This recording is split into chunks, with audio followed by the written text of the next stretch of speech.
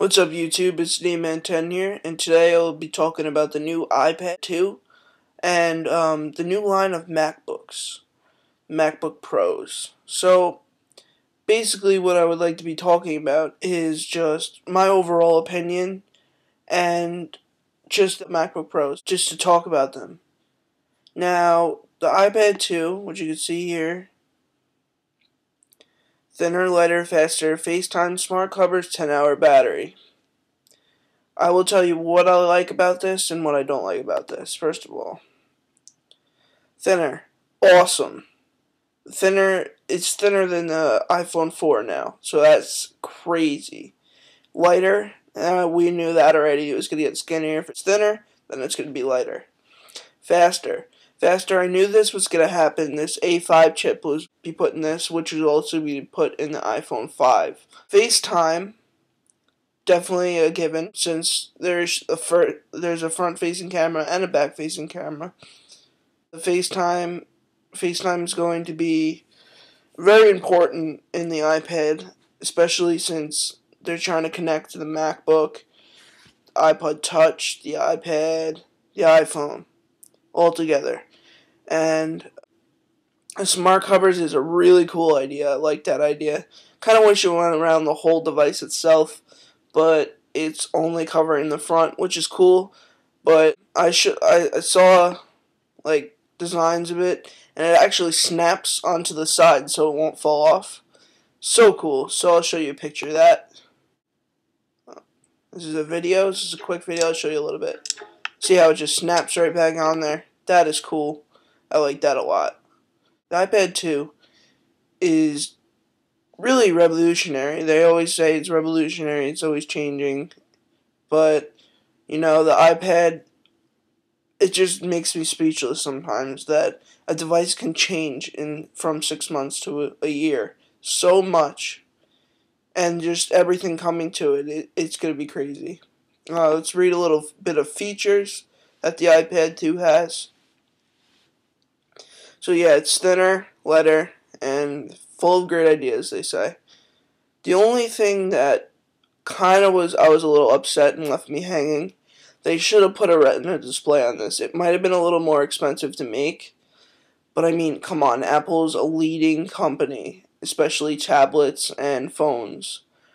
Apple could have afforded it, and that left me hanging on that. Really thought they were going to put that in, but I guess they didn't really see it as important. They try to focus on more stuff. Also, another letdown. It doesn't look like there's going to be 4G support on this iPad, which is upsetting. I mean, LTE is going to be crazy on Verizon, and you know, at&t's kind of like back a little bit compared to Verizon, but I'm sure they'll catch up. I just really hope that the iPad maybe could be updated to LTE. I doubt it's going to happen because Apple just, when they put out a product, it's what they always do. They just put it out and they don't change it at all. They don't update anything except for their firmware. Speaking of firmware, 4.3 is being released next Friday with the iPad, which will be sold in stores and online, which is cool. The iPad is going to be sold in white and black on both at&t and Verizon, which is awesome. I really want an iPad, but, you know, I don't need one. But, you know me, I want to have everything that's new out.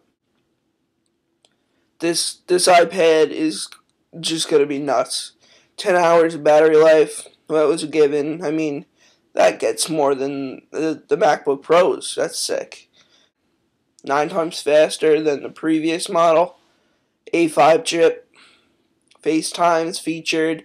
Now, I was wondering, they didn't announce it, but is this FaceTime HD? Because I know FaceTime HD is in the new MacBook Pros. So I'm wondering if this is FaceTime HD so it can keep up. But I'm wondering if it's on the same level as the MacBook Pros still. Because the new MacBook Pro line is totally HD, the FaceTime. So now I'm just going to show you a little bit of the MacBooks. I currently have the first generation MacBook Pro 13-inch. And these MacBooks are just nuts. Nuts. I'm really looking forward, as you can see here, to this Thunderbolt port right here. This Thunderbolt port, a lot of people said that it's not going to be very popular, at least not right away, because many devices don't support it or have a Thunderbolt connection port. So, didn't really change anything else. They have still the MagSafe, which I love. I use it every day. Came with my MacBook. The 1 gigahertz internet Ethernet port. And then we got the 800. Then the Thunderbolt. 2 USB ports, SD card slot. And then we got the audio in and the audio out. Which was interesting to me since it was featured in the 17-inch model. But I'm wondering, as these pictures see, there's 2 holes in the side of the MacBook, which I don't understand because when I looked at it the first time in the pictures, it was only on the 17-inch model, which was weird. So, let's see if we can get a better look here. I don't know what that is. But I know on the 17 there's 2 holes and it says audio in and audio out. So is that a new port? I'm not sure. And then you got your battery life indicator, which is awesome. It's really cool, actually. I kind of look at it sometimes and I'm like, that is a cool addition. So, it's going to have the iCore 7. And so is the 17, obviously. But it jumps from gigahertz. And the MacBook 13-inch really has nothing less except for a slower processor. But you also have to remember, the smaller the computer, the less the hard drive has to spin and run and work harder. So for me, I mean, I'm a big editor. I like editing videos.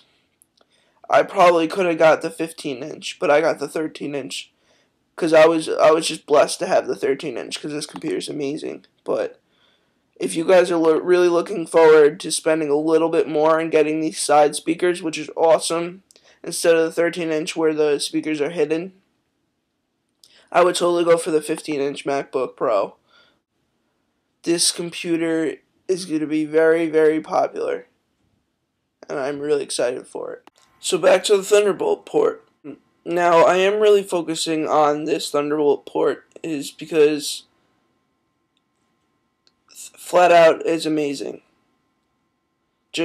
I'm shocked at what it can do. First of all, FireWire 800, which is offered in the old first generation MacBooks and the new generation MacBooks available now, is only 800 megabytes per second. Now this is 20 times faster.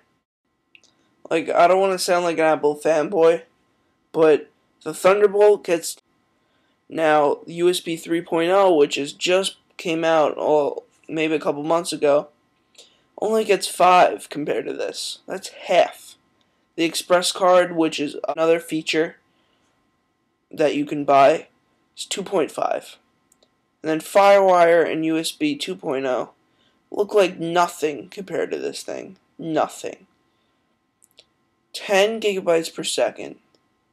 Think about that. Say like you were downloading a movie, like Avatar, right? 800 megabytes just to download.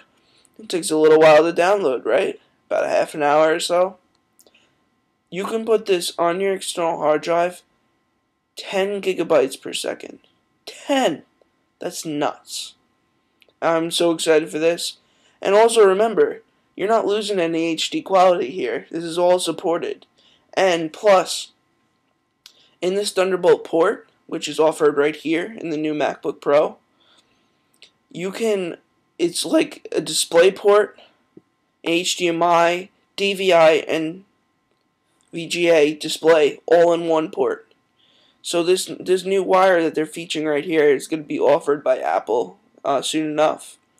And once there's going to be ports for external hard drives, this thing's going to be nuts. I'm telling you, it's crazy. So that's why I'm really excited about the Thunderbolt port. Like 10, you can say like a 10-minute video like this is. 10-minute video. Boom. as a snap. It's on your external hard drive. That just amazes me. I mean, I'm still amazed at how fast my web browser is. That amazes me. I can't, I'm speechless. But this is why I'm excited about the iPad 2 and the MacBook Pro. So if you guys have any concerns or comments or questions, let me know. Otherwise, you can go to apple.com and look at their MacBook Pro line, the 13-inch, the 15-inch, the 17-inch new iPad 2. Sick. So, I'm really excited for these things. I hope you guys are too. So, let me know in the comments what you like about this video. And have any questions for me, leave me comments. Talk to you guys in the next video. See you later.